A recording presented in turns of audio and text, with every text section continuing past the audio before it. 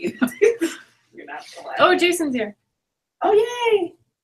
Just in time. Hi, everyone. Welcome. My name is Chris Linder, and I am an associate professor in the College Student Affairs Administration graduate program at UGA, and the program coordinator for the CSAA-D program. That's what we call the Ph.D. program in College Student Affairs Administration. Thanks for joining us this afternoon. We are going to do some introductions of a panel, a student panel here in a second. We also wanted to make note that there is a sign-in sheet in the comment section, or sorry, in the video description of this video where you're watching on YouTube. We would appreciate it if you would fill out that sign-in sheet. That will just help us get in touch with you, keep you updated about things going on in the program. You're also welcome to submit questions there if you have questions for the panel today. You can also submit questions via the chat box on the YouTube. You can see it on the side. You can submit questions there. Quasia Williams, RGA. Quasia, can you say hi? Hello. Quasia is monitoring that chat box, so she will ask those questions as they come up. I also want to thank Quasia for all of her work in coordinating this. She does all of the behind the scenes work and then is still doing the behind the scenes work, which is why she's not on the panel today. But thank you, Quasia, for getting all of this up and going for us. We are going to then move into after we do introductions, we'll move into an overview of the program, where I'll kind of give some high points, and then move into any questions that you have for me or for the student panelists today. So that's an overview of what we'll be doing. This session will be recorded, so it will be available for later if there are things you want to come back and watch and get more information about. You can also watch last year's if you want more perspectives from different student panelists about the CSAA-D program. So we'll just start with some introductions. I already introduced myself. If the three student panelists, if you could introduce yourselves, just share your name. Oh, sorry, my pronouns are she, her, and hers. So if you could share your name, your pronouns, where you work on campus, and what year in the program you are, that would be great. Brittany, will you start? Sure. Hi, everyone. My name is Brittany Williams. I'm a third-year doctoral candidate. This is my first time saying that out loud, I think. Woo. So I'm working on my dissertation now. I currently serve in the Office of the Vice President for Instruction and also in the Division for Academic Enhancement and a partnership with the Center for Teaching and Learning. So I have 6 supervisors. It's tons of fun, actually. We get along well. And I work with our living learning communities and reacting to the past programs. In case I didn't say it, my pronouns are she, her, hers. I also respond to they, them, theirs. Thank you. Jason?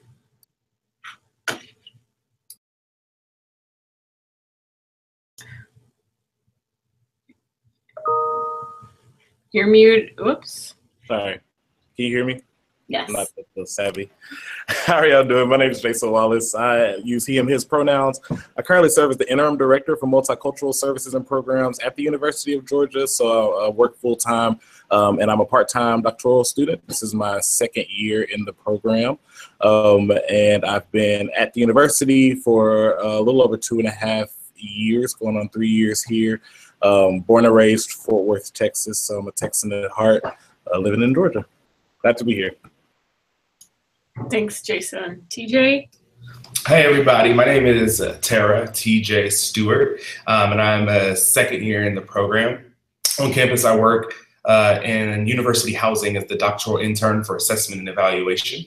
I am originally from Columbus, Ohio, the illustrious Columbus, Ohio, go Bucks, and am burning up here in the South, but otherwise it's a wonderful time. I feel jilted. I didn't get to say I was born and raised in the city of Atlanta, the actual city, not Metro Atlanta, not Marietta, Atlanta. So I'm one in a very small few. Thank you. Okay, we're going to transition into going over some specifics of the program, and then at that point we'll open it up for the for questions for students on the panel or me, like I said. So just a brief overview of the College Student Affairs Administration graduate program. We like to talk about the history of the program at UGA. We think it's important for folks to know how this program was established and sort of how it came about. So it was established in 1967 by Dr. Ted Miller, who is pictured in the photo on this slide. And it was originally started as a concentration in counseling and student personnel services. So that's the big program of CSAA. At this point, we have 3 programs in the College Student Affairs Administration program. We have the Ph.D., which is the program that we're talking about today. We have the MED, which is the master's program. And then we started the EDD program 4 years ago at this point. And the EDD program is an online hybrid program that meets in Griffin, Georgia 3 times a semester. And then the rest of the class the rest of the program is primarily done online with a 1-week residency in May here in Athens. So in the PhD program, we have anywhere between 40 and 60 students at a time actively engaged in earning their PhD. As we'll talk about in a minute, there are several milestones that doctoral students go through during their time in the program. And so we have students at various places in the program. We do have a very, very close to 100% retention and graduation rate in this program. This is my 5th year at UGA, and in my time here, I've only seen 2 students stop out of the program without graduating. And both of those choices were voluntary choices related to things going on in their lives, getting a new job and moving, those sorts of things. So we are committed. I always tell students in the program, getting into the program is the hard part. And then after you're here, we're really, really committed to getting you through and getting you with the degree that you came in here for.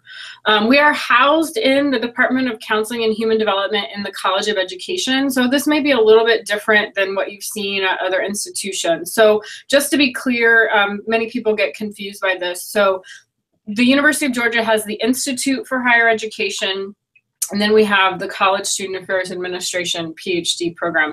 These 2 programs are 100% separate.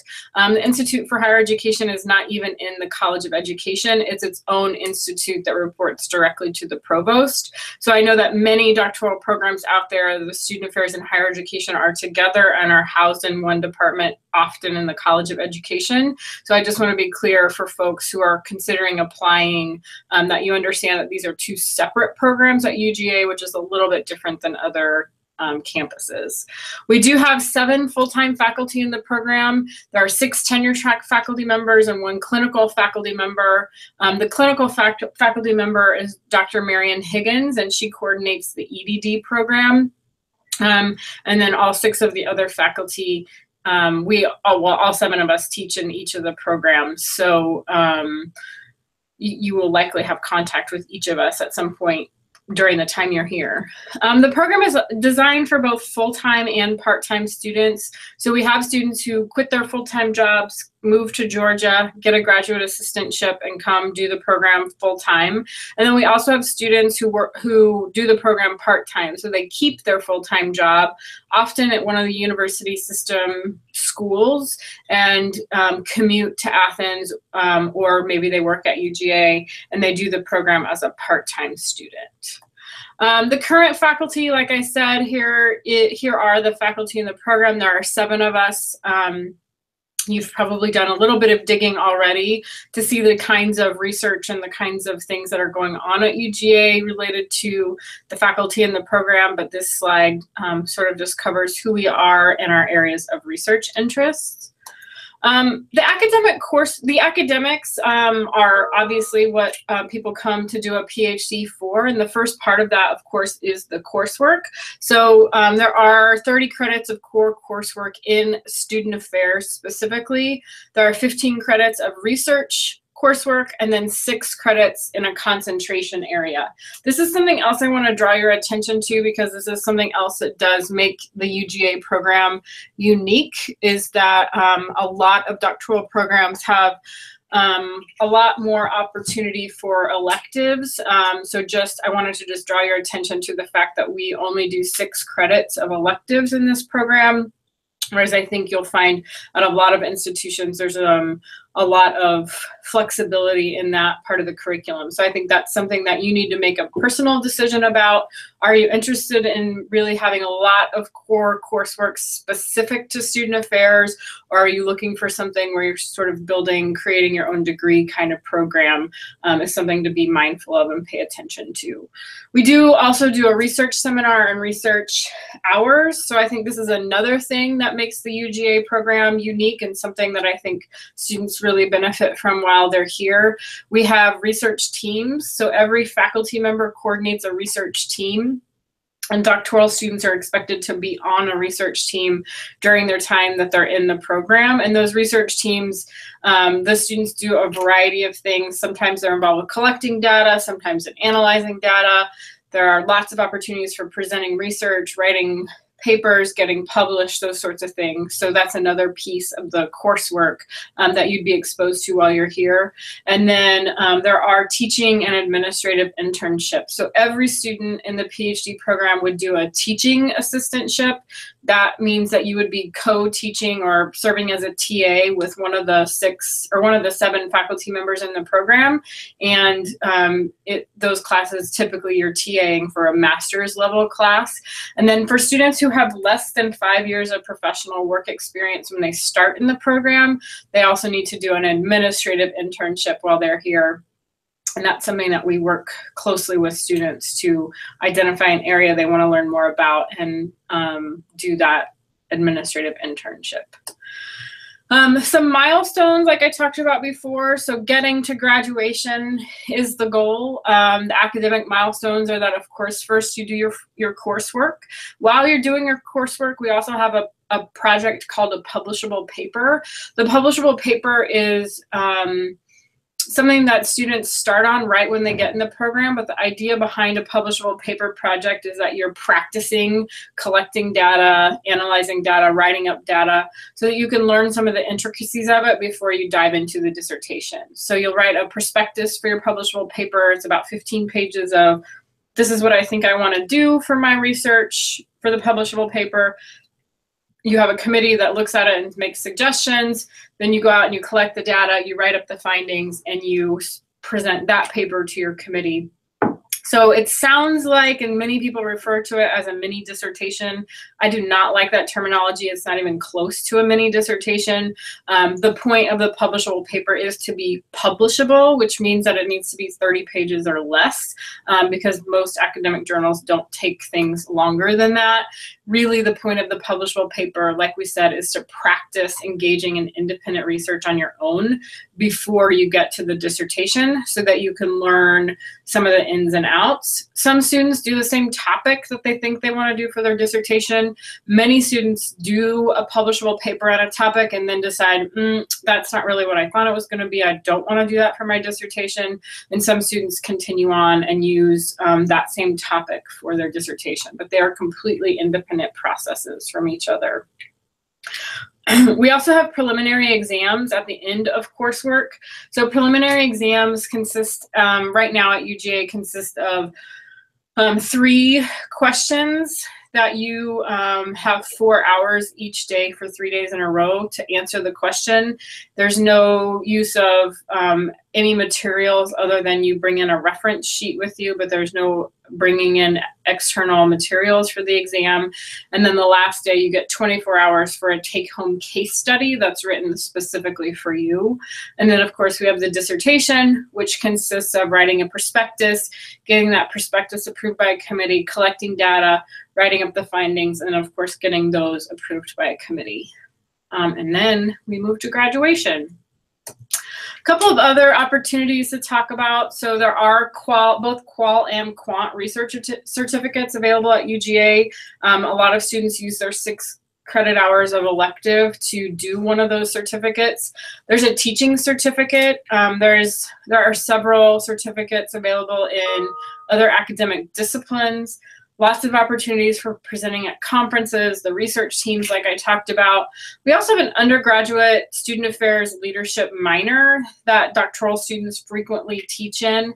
This is not a teaching assistantship in that it's not something that you get, it's not a graduate assistantship. It would just be an opportunity to volunteer to teach one class here or there. There are study abroad opportunities. Many of our students in the last few years have gone on a study abroad trip to Ghana. And then there are lots of other opportunities in the Education Abroad office that students could look into. I always like to say there's a lot more for you to teach us about, because when I first started in this program, I knew about the qual certificate and the teaching certificate, and that's about all I knew about. But as I've been here and students have gone out and found different opportunities that they wanted to get engaged with, this list has gotten longer and longer. And so I think that's why I say there's a lot more for you to teach us about, because it could be that you find something at UGA that we know nothing about that really works well for your interests. And so that would be something you could add on to your opportunities here. I think it is the benefit of being on a large public flagship institution is that there are a ton of opportunities here. I don't think any student has ever left here saying, gosh, I wish that I wish that they would have had XYZ, I would have done that, because the reality is most students can't do everything they want to, and so graduate in a reasonable amount of time, because there are so many opportunities here to get engaged outside the classroom. Advising and mentoring is the last thing that I'd like to talk about. So every doctoral student coming into the program is assigned an academic advisor. That academic advisor is usually assigned based on how the student writes their personal statement and what their research interests are and how it best lines up with a faculty member. We also balance that with faculty workloads, and so we also need to be intentional about making sure that we're keeping the number of advisees balanced among all the faculty that are here.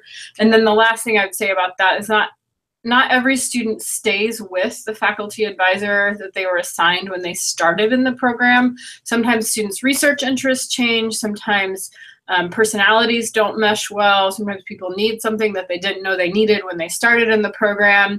So there are a number of reasons why a student might change advisors, but that is an option while you're here as well. And then of course, there's a lot of informal mentoring that goes on between students and faculty who aren't even their advisors. And then there's also a lot of mentoring that goes on among the students. One of the things that I'm most impressed about the students at UGA in the CSAA program specifically is how they develop community themselves. You might notice that there are a large number of Black and African American students in our program and not on our faculty. And I think one of the things that really stands out to me is the ways in which those students have created community for themselves in spite of being in a historically and a predominantly white institution. And so I think that's another piece of the CSAA program that sort of makes us unique. And it is really cool to watch students do that. And at the same time, I think it's important for us to recognize that students are doing lots of labor for the institution when they're engaging in that. Then, of course, we have this slide about community of practice just to illustrate that we don't do cohort necessarily program in CSAA. You do come in with one group of students, but because that group of students is going to be both part-time and full-time students, you won't take all of your classes together. And so we refer to this as a community of practice, meaning that we get students together on a weekly basis in 8990, which is our research teams, so that we're building community across years in the program rather than just focusing on the students in each year that they're admitted. The funding for the program, there are graduate research assistantships and doctoral internships. There are fellowships external to UGA. Some part-time students use TAP or institutional support, and then of course personal finances.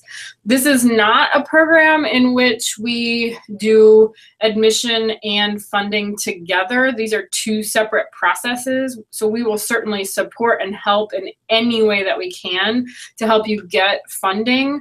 but the funding and admissions are not tied. So you'll get admitted to the program in one strain, and then you'll be eligible to apply for assistantships, and that's a completely separate process from the admissions process. Like I said, we support you the best that we can, but we can't guarantee funding for every person that's admitted to the program.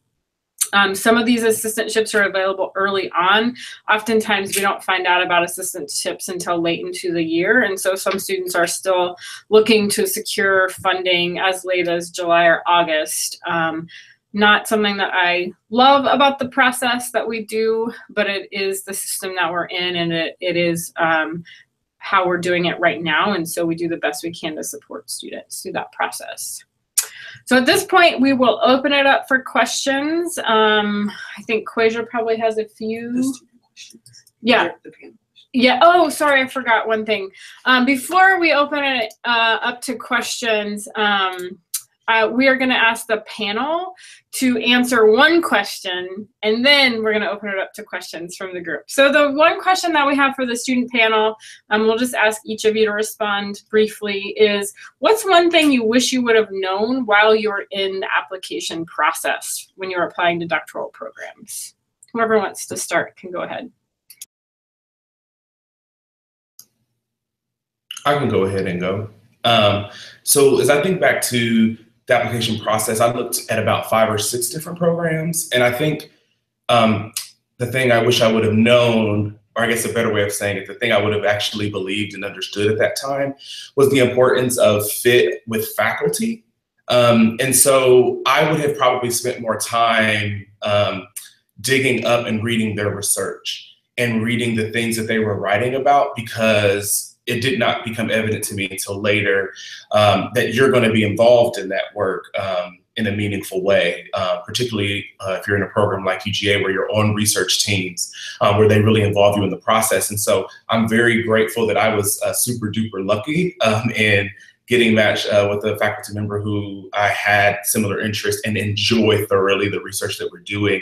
But as I think about if that had not been the case, and I had, been assigned or worked with a faculty member who maybe our interests hadn't aligned, or maybe they didn't have an interest in what I was interested in, what that would have looked like. So I wish I would have known to look up their research, look up their articles, look up their the blogs that they write, look at the presentations that they give, because that is their work. I mean, they teach and they advise, and that's a part of what they do as faculty, and to support you in what you want to do. But it's a lot easier if you're kind of in the same or similar lane, or an adjacent lane to what they're doing. And so I would take some time to do that beyond reading what they say on the website, beyond the quick little soundbite of here's the broad area I'm interested in. What are they writing about? What are they publishing about? And where are they spending their time? I wish I would have known to do that, and to make sure that there was a faculty member or two, because there's no guarantee that you'll get assigned exactly to the person that you want. Depends on how many folks they have already. I would have spent some time doing that just to make sure I was I would be safe and secure in a scholarly space when I got to the program.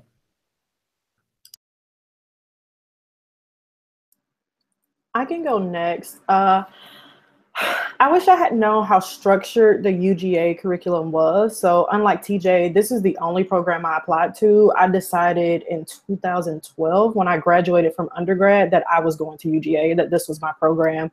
And it was based off the folks who had been here, who came through the program, the scholarship they were doing. I was already reading that stuff. So I knew I wanted to be here, but I didn't understand the behind the scenes pieces of the fact that we only get 6 hours of courses that you can go out and figure out what you want to do. And so for me, as someone who's doing research in the middle, I'm not doing research on students, and I'm not doing research on sort of institutional practice, which that's student affairs and that's higher education.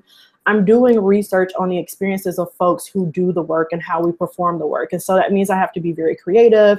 It means that I'm working closely with my advisor, who's amazing. And I'm very lucky that my advisor also has this interdisciplinary lens to think about what are some opportunities I can engage beyond CSAA that can help round out my program. And part of that is even having an assistantship that isn't in student affairs. Being in the office of the Vice President for Instruction has afforded me opportunities to do book chapters and research thinking about how students learn in a context of game-based pedagogy, flipped classroom spaces. And so all of these things that we know need to happen in student affairs when we talk about educating the whole student, but actually being on the ground and having the opportunity to do that.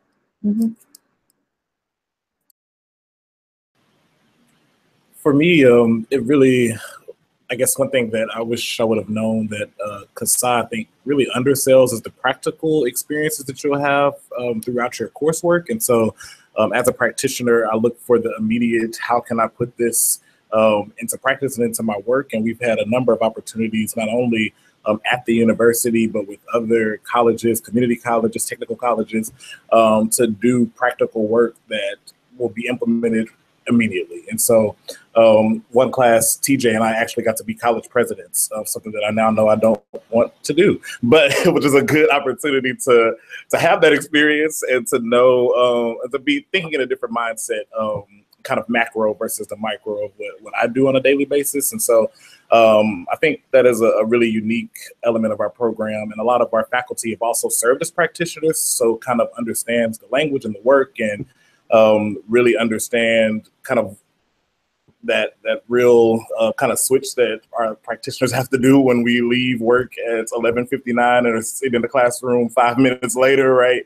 And so really their ability to understand and kind of talk us through that and to unpack things that are happening on campus and in our personal lives, I think is a really unique thing about CSAA that I just didn't expect when I applied.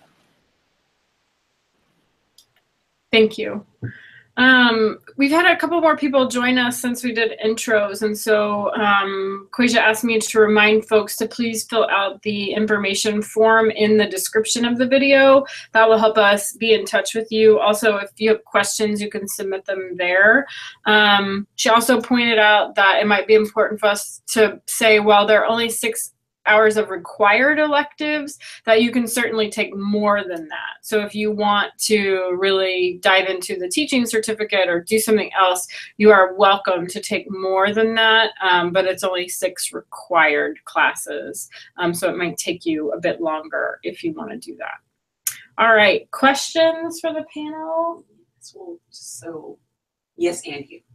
Oh, and me, okay.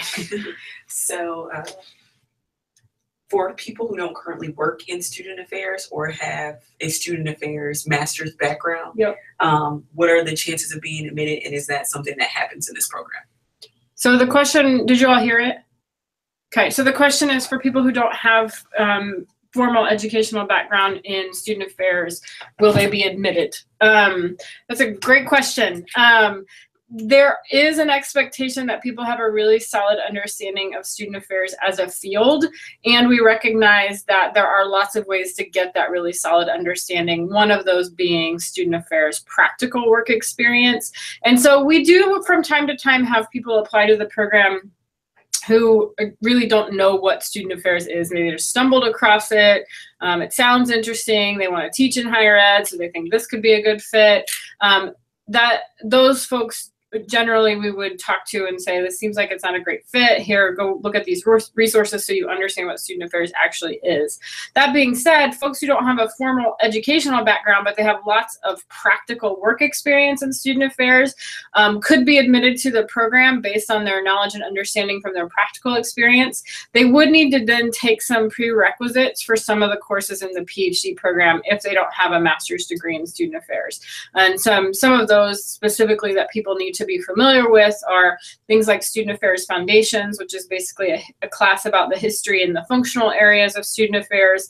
Student development theory is another one. We do have an expectation that people have some sort of coursework experience related to equity, diversity, and inclusion. So you can get more information about that in our handbook that's available on our website, where I'm happy to talk one-on-one with folks about that. But generally, that's how that's handled if people don't have a formal educational background in student affairs.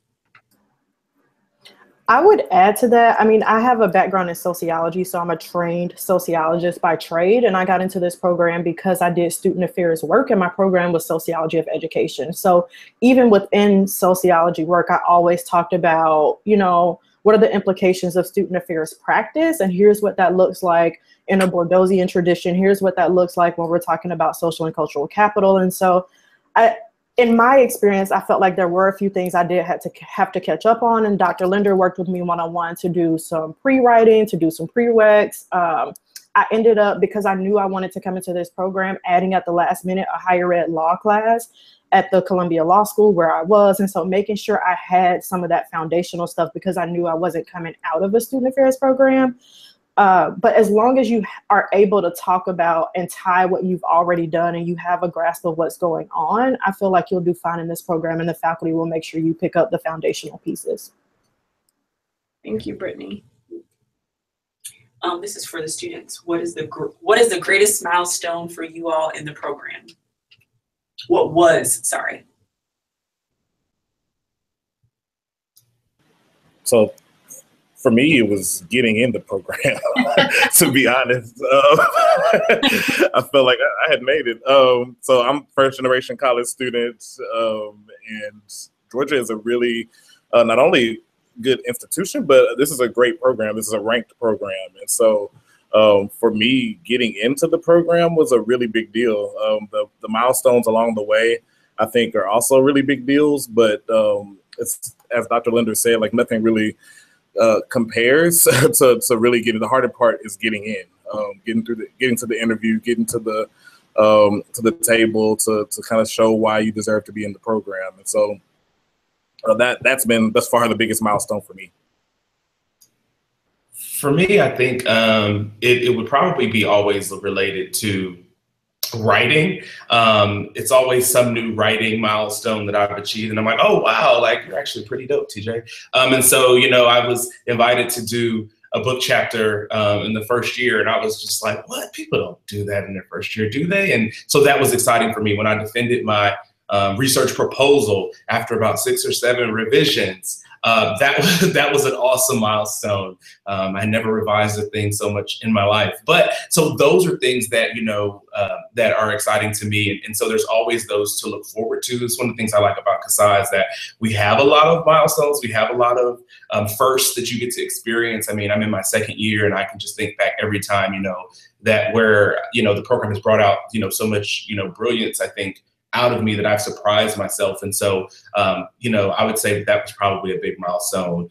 When I started collecting my data for the first time, that was a milestone to me. And I was like my own researcher. I didn't, you know, it was my study, it was my protocol, it was what I created. So those are the things that stick out to me. And it's like, you know, you continue to surprise yourself. I think the program, they don't let you in if they don't think you can do it. And so a lot of times you come in, can I do it? Or, you know, am I, you know, up to snuff to be able to get this done? And so all of those things I think are milestones for me. And of course, I mean, everyone's looking forward to graduation, obviously. So that'll be the one I think we're all looking forward to.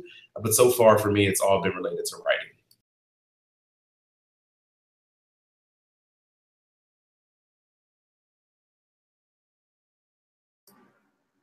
I was debating if I wanted to add something. I would say having the opportunity to do study abroad, to take it in a different direction. I tell people constantly, I'm a first generation college student, and my biggest regret from undergrad was never doing study abroad. And so now I'm having the opportunity to go to Ghana and do the Ghana study abroad program and think about what does teaching and learning and student development and professional development look like in a non-Western context, and how can that show up in my student affairs research and teaching.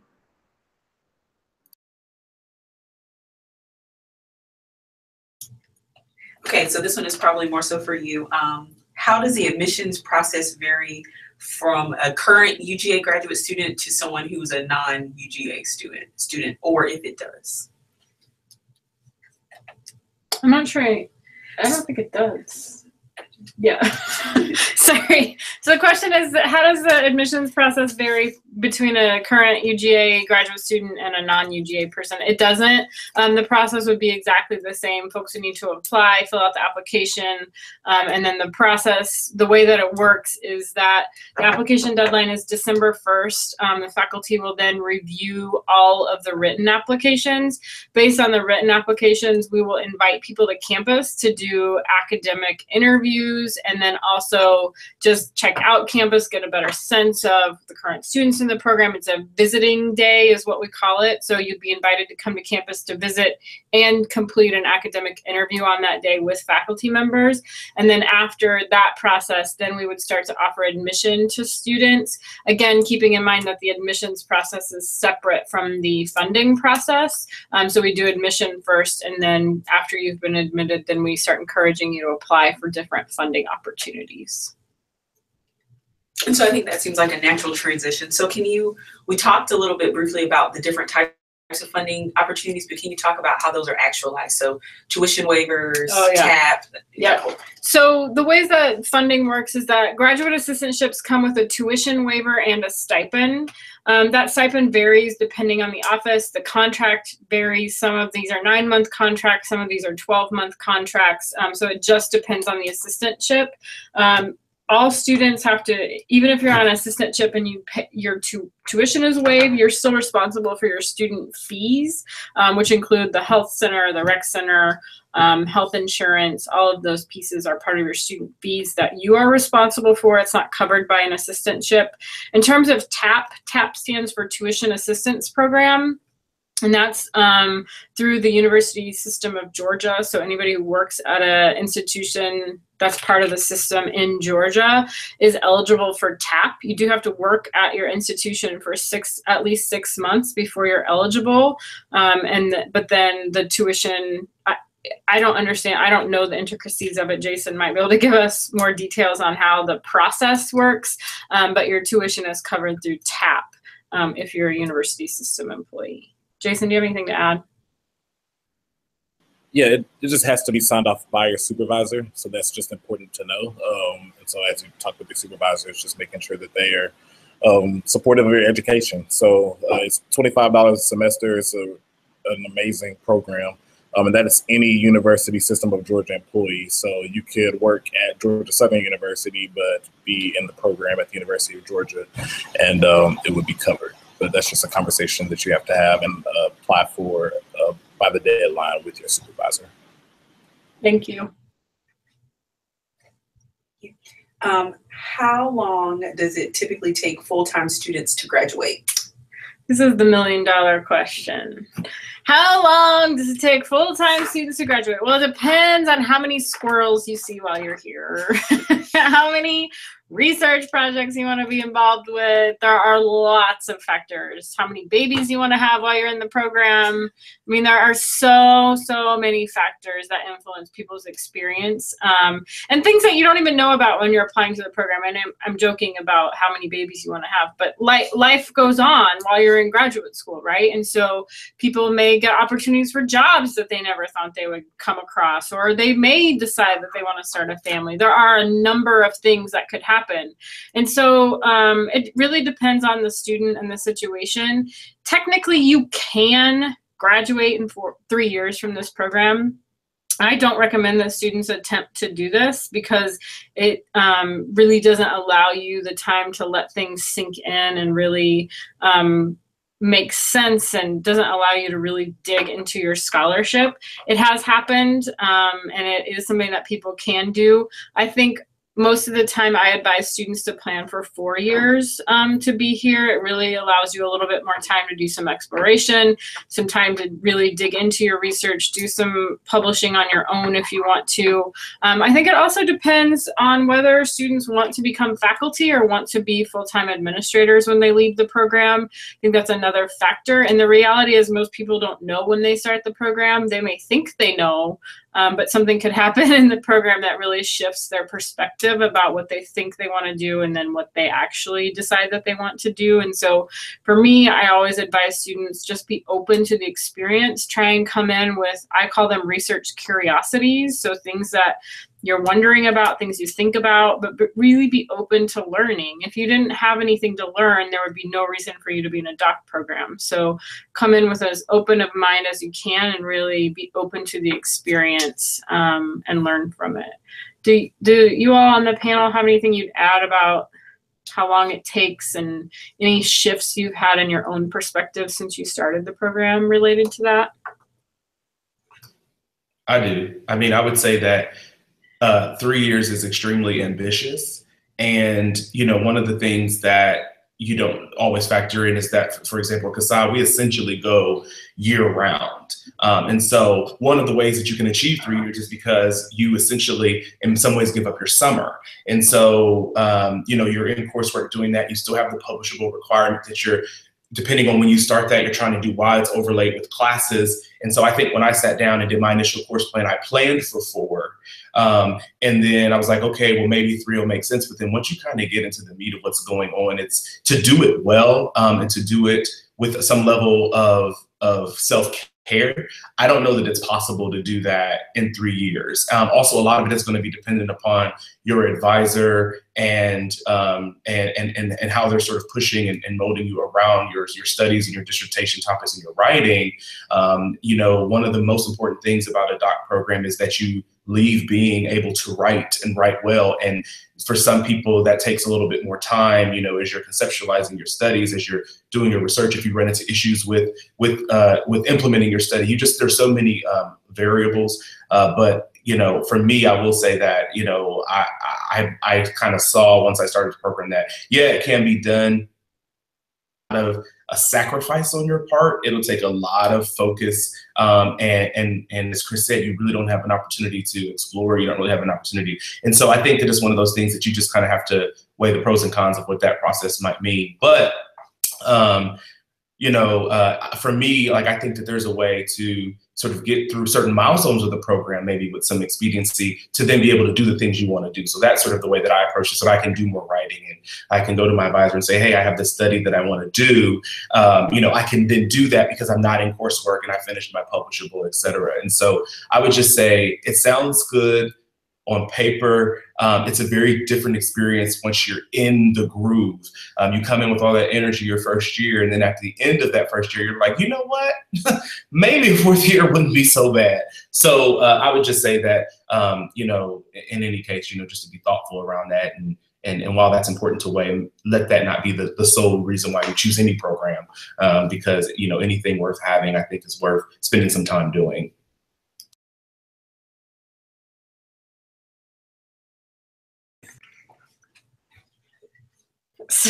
Sorry, we had a technical difficulty.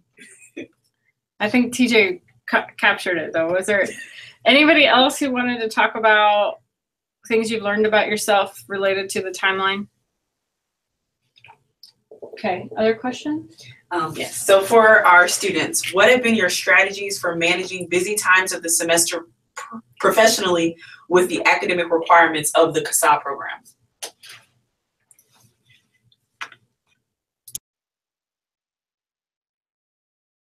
Yeah, strategy is an interesting word. I think for me, it was more of kind of a reflection of myself, of just really telling myself you're not going to be 100% employee and 100% student at the same time. Like, and once I was able to kind of cope with that and to understand that, I think for those of us who are working or have worked, we are used to being our personal best in those spaces, because that's all we did, right? We went to work, and some of us may have had families or things like that, but there was no kind of competing interests of Ph.D. And so it's just a shift in mindset. There are some weeks that I am a much better student than I am an employee. There are other weeks that I'm a much better employee, and the job demands me to be a much better employee than I am a student. And me understanding that, me communicating with my faculty so that they understand that, my advisor so that she understands that, and really leaning on one another. So that's a huge strategy. There are a number of other full-time folks in the program there that work full-time, and then there's also full-time students who we can lean on and say, hey, help me with this. So how can I be successful? And so that community practice really comes in strong when those times at work are a little bit more rough. So that's kind of been my strategy, I guess. It's just really leaning on folks and coming to terms with not being perfect in both my identity as a student and my identity as a staff member. So I like to be very honest with folks and let them know that I started the program as a full-time employee, and I actually quit my job to become a full-time student. One, because it was a lot of work. And so I was working in a very demanding department where I was doing an average of 60 plus hours per week. And, you know, my students were happy and things were getting done, but I couldn't fully immerse myself in the curriculum the way I wanted to. I couldn't write as much as I wanted to. And I know that I want to be a faculty member. I came into this program with that goal. I knew that practice wasn't necessarily where I wanted to be, which kind of made the jump between leaving my position and moving into being a grad assistant a little bit easier for me. And so when I think back to times that I did balance, particularly then, because I mean, as graduate assistants, you're technically still an employee. You still have things that you have to do. And I don't want to minimize that. But when I do think back to my first year, there were a lot of moments of sleepless nights, which I do not recommend. But I do like to be honest with people that there were times where I'm averaging 3 and 4 hours of sleep per night for 3 to 4 weeks in a row. And so that has a short and long-term health implication for me. In terms of now as a graduate assistant, it's being very direct and in good communication with my supervisors, talking to my faculty, relying on the folks who are on this video call. Sometimes, you know, I do send a text to my dissertation committee like, you know, whatever, or I am sending a message to my friends in the program and I'm saying, you know, this assignment is stupid. Why are we doing this or whatever? And I say that because I'm frustrated, not because I actually believe it. And so I think it's important to acknowledge that there will be moments where this will be trying. You will not like what you're doing. Something may not make sense, but there are going to be people here who are able to reframe that for you. And the folks in this program are really good at doing that. And now I feel like a lot of us have found our groove and thought of ways to make what we're doing at work a part of what we're doing at school, and make what we're doing at school a part of what might be a part of work later, whether that's turning stuff into publications or if we have to do an intervention program, writing about a program for our actual offices on campus. Mm-hmm.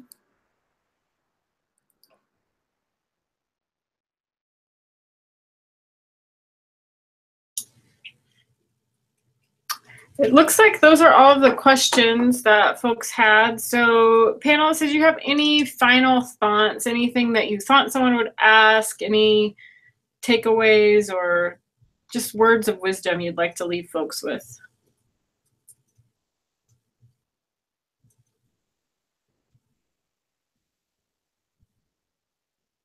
I guess I would say one thing that gave me a lot of anxiety during the application process was the interview. And that's something we don't really talk about a lot, but it was probably one of the most casual interviews I've ever had in my professional or even student career.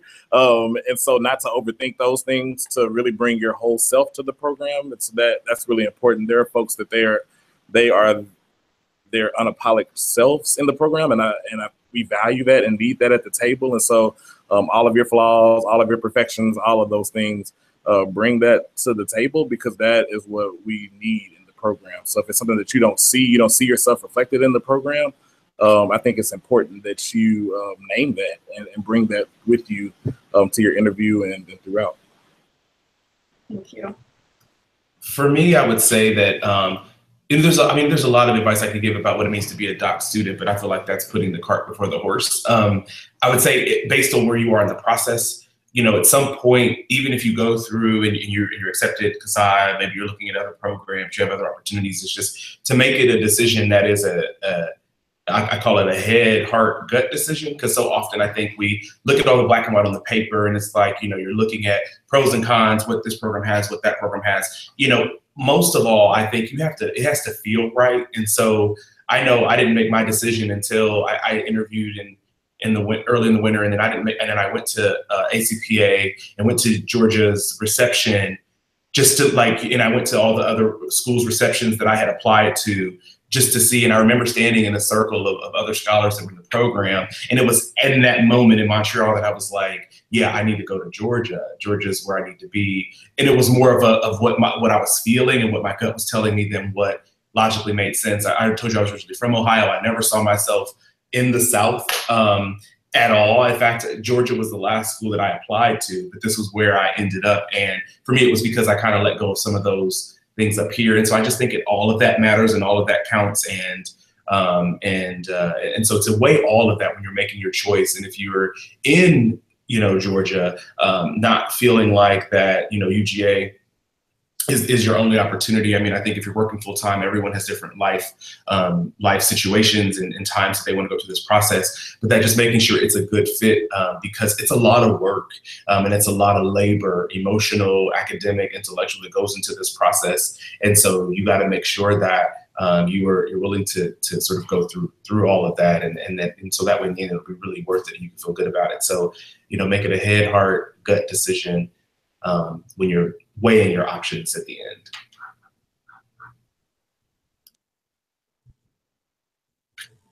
Anything you want to add, Brittany? I don't know. I'm stewing. I'm actually thinking, and my career services brain is sort of ticking right now. I like to tell people when you're applying to graduate school that sometimes you get into every program and sometimes you don't. And it could be the students that you applied against. It could be where the institution is, where the program is, what they need in terms of student demographics, what they're looking for in terms of student variations in research. And so I mean this for UGA, but I mean it more broadly. If you're looking at other programs, if you don't get in and this is where you want to be, apply again later. Think about whether or not you want to go to another program and transfer. I just want people, when you're in the application process, to look at what are all the ways that I can get into this institution if this is where I want to be, and that I can do that and have that conversation that TJ is talking about. I don't feel like we talk about that enough when we talk about graduate school admissions, but a lot of people don't get to go to their first choice school. And so what do you do now? I would encourage you all to do some self-reflection on that and reaching out to people that are in your corner or your board of directors, as my mentor likes to call it. Mm-hmm. Thank you. Okay, so that brings us to the end of our time for today. So feel free, for those of you watching, there are lots of opportunities to get more information. There's clearly the UGA website that houses a lot of our information. We also have the CSAA-D blog that we have posts going up every Friday from current students in the program about what's going on in the program. There's the email account that you can respond to. You can reach out to either Quasia or I if you have additional questions or things you want to talk about. We have Twitter that TJ and Brittany actively engage on, probably among other people, but I know they're very active on it. So we have all of those options. And then, of course, we have our CSAA-D ambassadors, and those are current students in the program who have volunteered to be people that are willing to talk with prospective students about their experiences in the program. You can find all of their contact information on our CSAA-D blog. If you filled out the information sheet today, Quasia will follow up with an email to you that includes all of these resources so that you can go dig around and look for more information. And of course, please don't hesitate to let us know if there are ways that we can be of assistance, noting that the application deadline is December 1st. Go ahead and start. If you're thinking about applying, go ahead and start the application so that you can get your references, names, and contact information in there so that they can get the link so they can start working on your letters of recommendation. Your application is not complete until all the pieces are there, and so it's important that you get in contact with your references early so that they have time to write you letters and get those submitted, so your application will be complete by December 1st. So thanks for joining us today. Hope it was helpful. Thanks to the panelists. Thanks to Quasia for your time and energy and expertise. I appreciate you all. Bye.